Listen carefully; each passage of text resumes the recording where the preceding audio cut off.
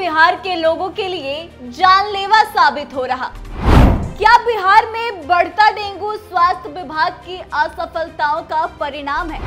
क्या सरकार डेंगू को नियंत्रित करने में विफल साबित हो रही है?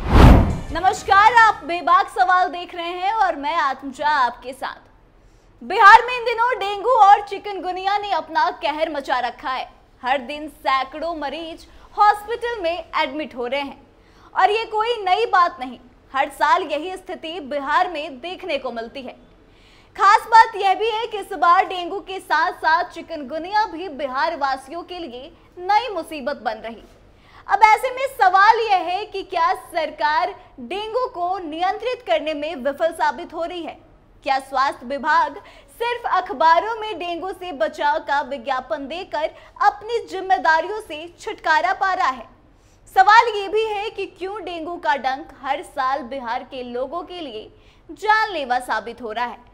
ऐसा नहीं है कि स्वास्थ्य विभाग के पास संसाधनों की कोई कमी है। डेंगू के बढ़ते मामले को देखकर ये लग रहा है कि विभाग के पास किसी चीज की कमी है तो वह इच्छा शक्ति की कमी है।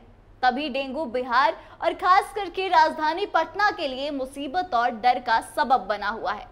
बिहार की राजधानी पटना में बुधवार को डेंगू के 72 नए मरीज मिले हैं, जिसमें कि पाटलिपुत्रा में 14, कंकड़बाग में 14, एनसीसी अंचल में 13, अजीमाबाद में 7, पटना सिटी में 1 पीड़ित मिले हैं। इसके साथ जिले में डेंगू पीड़ितों की संख्या 1675 हो गई। चिकनगुनिया के 3 नए मामले भी सामने आए हैं। इस तरह से जिले में अब चिकनगुनिया के पीड़ितों की कुल संख्या 72 हो गई है। वहीं पूरे राज्य की बात करें तो पूरे राज्य में इस साल 1 जनवरी से 1 अक्टूबर तक डेंगू मरीजों की कुल संख्या 3471 हो गई है। इस साल अब तक सिर्फ पटना में ही 1685 डेंगू से पीड़ित मिल चुके हैं। डेंगू से इस साल 11 लोगों की मौत भी हुई है, जिसमें केवल पटना में 4 लोगों की मौत हुई। और ये आंकड़े तो सरकारी आंकड़े हैं। अगर आपको असल में डेंगू मरीजों की हालत देखनी है तो आप एक बार पटना के लैब्स में चले जाइए। वहां की लंबी कतारें आपको बता देगी कि डेंगू के मरीज कितने हैं और लोगों में डेंगू को लेकर खौफ कितना है। पटना में जांच करो कि यह हालत है। सरकारी अस्पताल में तो डेंगू मरीजों की स्थिति और भी बदतर है।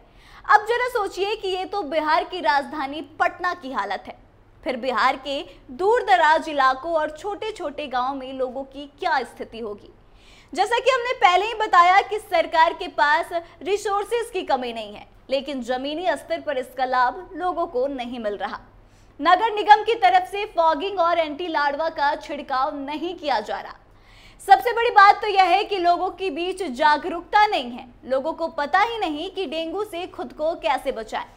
लोगों को थोड़ी देर के लिए छोड़ भी दे तो कभी कभी तो ऐसा लगता है कि शायद सरकार को भी खुद इस बात का ज्ञान नहीं कि जल जमाव के कारण डेंगू की स्थिति उत्पन्न हो जाती है। क्योंकि हर साल ऐसा देखा जाता है कि बरसात के ठीक बाद डेंगू के केसेस बिहार में बढ़ने लगते हैं। इसके बावजूद भी पटना के हर मोहल्ले, हर गलियों में 2 दिन के बारिश में ही जल जमाव की स्थिति उत्पन्न हो जाती है और सरकार इस जल के निकासी का कोई ठोस उपाय भी नहीं ढूंढ पाती। और अंजाम यह होता है कि बिहार के हजारों लोग डेंगू की समस्या से सफर करते हैं। ऐसा नहीं है कि दूसरे राज्यों में डेंगू की घटना नहीं है। लखनऊ में अक्सर इससे ज्यादा घटनाएं देखने को मिलती है, लेकिन वहां डेंगू से बचाव के लिए शहर भर में फॉगिंग और एंटी लार्वा का छिड़काव किया जाता है। तालाबों और फव्वारों में गंबूजिया मछलियां छोड़ी जाती है जो कि लार्वा को खा जाती है। तालाबों में ड्रोन से एंटी लार्वा का छिड़काव कराया जाता है ताकि मच्छरों की जो बढ़ती संख्या है उसे रोका जा सके। इसके अलावा विशेष जागरूकता अभियान भी चलाया जाता है, लेकिन बिहार सरकार की तरफ से फॉगिंग के अलावा इफेक्टिव एफर्ट कोई भी नजर नहीं आ रहा। जिले में डेंगू के मामले तेजी से बढ़ रहे हैं क्योंकि शहरी क्षेत्र में मच्छर पनपने से रोकने के लिए सफाई, जल निकासी समेत फॉगिंग का जिम्मा नगर निगम का है और नगर निगम फॉगिंग के नाम पर केवल खाना पूर्ति करने में लगी है। सभी वार्ड में पूरी तरह से फॉगिंग नहीं हुई। इसके अलावा सफाई से लेकर कचरा उठाने और जल भराव वाले इलाकों में जल निकासी के कार्य में भी अनदेखी की गई है। ऐसे में सरकार पर सवाल तो खड़े होंगे कि क्या स्वास्थ्य विभाग के लिए लोगों की जान का कोई मोल नहीं है।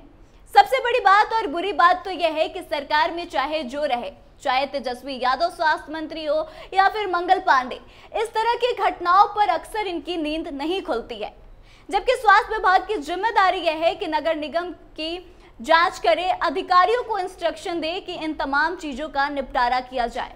और कहीं ना कहीं लोग भी इन तमाम चीजों के पीछे जिम्मेदार होते हैं। लोगों को भी इन चीजों की शिकायत करनी चाहिए। इसके अलावा लोगों को खुद भी जिम्मेदार रहने की जरूरत है, जागरूक रहने की जरूरत है, ताकि डेंगू से अपनी जिंदगी को बचा पाए।